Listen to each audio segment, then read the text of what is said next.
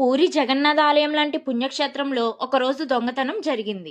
ఈ ఆలయంలో విగ్రహం మాయమైంది. ఎవరు దొంగతనం చేశారు, చివరికి స్వామి ఎలా దొరికారు అన్నది తెలుసుకుందాం. పూరి జగన్నాథుడికి మదనమోహనుడు ఆత్మ లాంటి వారు అంటారు. 2011 నవంబర్ 11న ఉదయం ఆలయం తెరిచేటప్పటికి మదనమోహనుడి విగ్రహం కనిపించలేదు. ఒరిస్సాలో చాలా మంది విగ్రహం దొరికే వరకు ఉపవాస దీక్ష చేస్తూనే ఉన్నారు. పూరి ఆలయంలో ఒక తోటలో చాలా లోతు ఉన్న బావి ఉంది. ఆ బావి మీద కూర్చుని కోతి అరుస్తూనే ఉంది. కోతి అరుస్తుంది ఏమిటని ప్రజలు చూసేసరికి అది వాళ్ళకి బావి వైపు చూపించేది.